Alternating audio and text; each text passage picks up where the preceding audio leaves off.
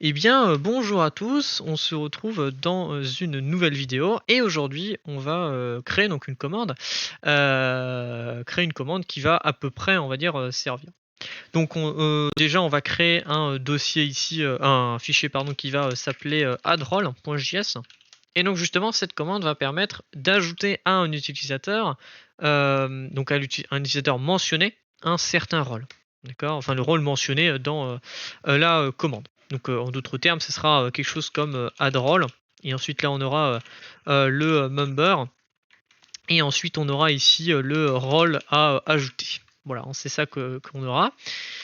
Donc bon, bah déjà pour faire ça, il nous faut déjà créer cette commande, hein. Donc on va copier la commande ping et on va coller addrol. On va bien sûr modifier le nom, hein, qui va s'appeler addrol et la description qui va donc dire que ça va donc ajouter, hein, donc ajoute un rôle à l'utilisateur demandé.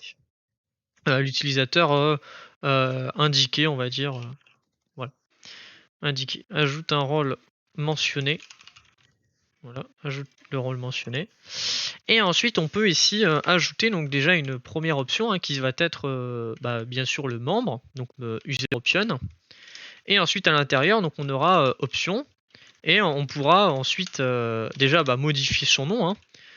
Donc option .setName et en fait donc le nom de cette option ce sera tout simplement le membre, hein, tout simplement, hein, member et ensuite hein, le setName, cette description pardon, je vais aller trop lentement, moi c'est pas vrai.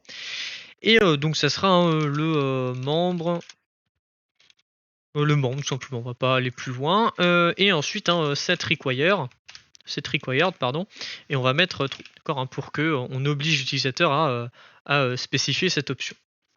On va également ajouter un rôle, parce qu'il faut que ça soit ajouté également.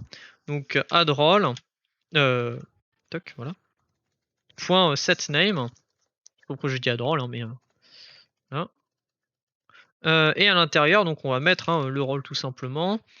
Puis hein, point set description. Donc là on est sur l'interface, hein, bien sûr. Et donc la description, ça sera le rôle à ajouter. Voilà. Puis bien sûr, hein, set required pour obliger l'utilisateur à indiquer cette option. Voilà. Alors, ce qu'on peut faire, c'est qu'on peut déjà récupérer notre utilisateur, hein, donc const member égale, merde, hop, voilà, member égale interaction.option avec un S hein, et .get user. .get user et à l'intérieur donc member, d'accord, hein, puisque c'est le nom qu'on lui a donné. Ensuite, on peut également aller récupérer le rôle. Donc const rôle égale interaction options get role pardon, voilà, et rôle ensuite.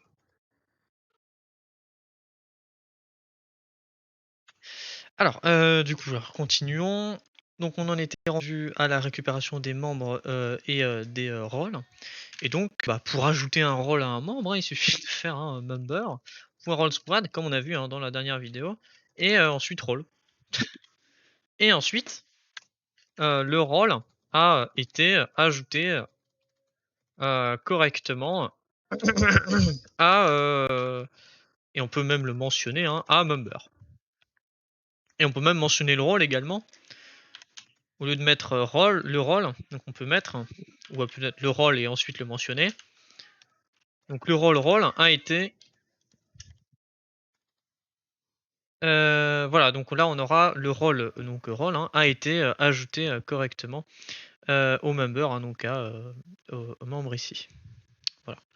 Donc normalement ça devrait fonctionner. Donc déjà on va deploy la commande. Et ensuite on va exécuter le code. Voilà. Ensuite, donc on peut faire ça, donc on vient dans tuto et ensuite add role. Ensuite on a un utilisateur qu'on peut mentionner, donc par exemple, je sais pas moi, un utilisateur qui peut être ajouté, ouais, probot par exemple. Et ensuite, ah oui, alors c'est vrai que ça marche pas ici, il faut que je le mette là, voilà, probot. Et ensuite un rôle. Donc par exemple un rôle où je vais mettre un rôle en bas, hein, muted par exemple. Et si j'ajoute là, ça met missing permission, c'est ça? Non, cannot resource property add. Alors qu'est-ce que... Ok, bah un instant. Alors, donc effectivement une petite erreur, en fait, je savais pas, mais apparemment, en fait voilà, c'est ça que je me disais, pour le user option. Là il faut mettre un get member. Voilà, comme ça en fait, ça prend le membre et pas l'utilisateur. D'accord? Puisqu'on se rappelle, hein, l'utilisateur, on peut pas lui ajouter des rôles étant donné que l'utilisateur c'est le profil utilisateur, donc il n'y a pas de rôle. Par contre, un membre, comme il est à l'intérieur d'un serveur et en fonction des serveurs, bah, il va changer, bah, il a les rôles. Il a des certains rôles et bien sûr, hein, on peut lui modifier tout ce qu'il a sur le serveur, hein, son profil serveur n'est pas le même que son profil utilisateur. Donc effectivement, il faut mettre un get member. Je savais pas qu'on pouvait mettre un get member, je pensais que c'était que get user, donc je viens de l'apprendre, hein. C'est bon à savoir. Et donc voilà, hein, ce qu'on a. Alors bien évidemment, il peut y avoir des erreurs. Par exemple, un missing permissions, hein, comme on avait vu dans la première vidéo. Eh bien, il faut faire un point catch, hein, comme on s'en rappelle, un point catch, et ensuite on met ici l'erreur. Voilà. Et ensuite on mettra donc un console.log error, et évidemment un interaction.reply. Alors on va le mettre en éphéméral, d'ailleurs aussi, hein, on va mettre une réponse éphémère, donc éphéméral true, éphéméral true, et ensuite on va mettre le content. Donc on va mettre le bot, enfin ouais, le bot n'a pas réussi à ajouter le rôle donné, ou alors on va le mentionner à ajouter le rôle. Et du coup là j'ai pas mis des backticks, j'ai pas envie de faire des plus à droite à gauche, on va mettre comme ça. Le rôle.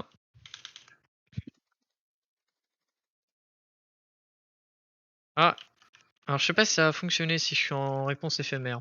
Bonne question. Donc le rôle à membre, sûrement dû. Alors peut-être on va mettre. Voilà. Sûrement donc dû à un manque de permission. Voilà. Donc par exemple, hein, voilà, donc si on a. Oula. Voilà, puisque j'ai pas mis de. Ouais, c'est ça. De toute façon, on s'en fiche, voilà. Et on va mettre donc un async ici, pardon. Voilà, parce qu'il faut que ça soit ça soit en async, sinon ça fonctionne pas. Donc là, si on fait add role, donc un rôle par exemple qui nécessite une certaine permission. Donc pour ça, il faut que je l'enlève de développeur, parce que sinon ça va fonctionner. Donc c'est là par exemple développeur. Ah non, ça fonctionne, s'il peut le faire. Ah non, on a une erreur finalement.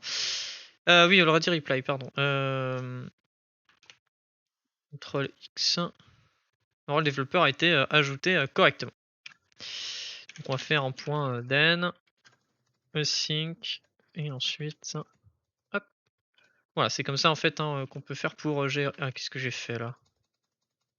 On va y arriver. Voilà. Ah, ça marche pas du coup. Putain, c'est énervant. On va y arriver, je vous le dis. Allez, merci. Voilà, point then, wait, interaction, reply, et ça fonctionne. Bon, bref. Je sais pas pourquoi ça me renvoie pas d'erreur. Enfin, ça fonctionne apparemment, hein, puisque j'ai pas d'erreur dans ma console.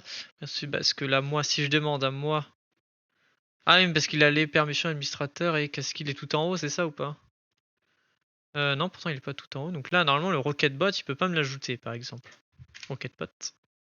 Voilà, le bot n'a pas réussi à ajouter le rôle Rocketbot, le rôle, oui, Rocketbot à Sebla, hein, d'accord, sûrement un manque de permission. On est bien sur une réponse éphémère puisqu'on peut rejeter le message. Et là, on a du coup dans la console, hein, comme on l'a demandé ici, de nous afficher l'erreur qui est missing permissions, d'accord. Donc là, c'est bien une erreur de permission et voilà. Bon, c'est une commande assez simple, assez basique, mais ça permet de poser les bases, hein. On retourne un peu sur du simple, hein, pour qu'on puisse passer après sur, du, plus dur, hein, bien sûr. Et donc, merci d'avoir regardé cette vidéo jusqu'au bout et moi je vous souhaite une bonne journée.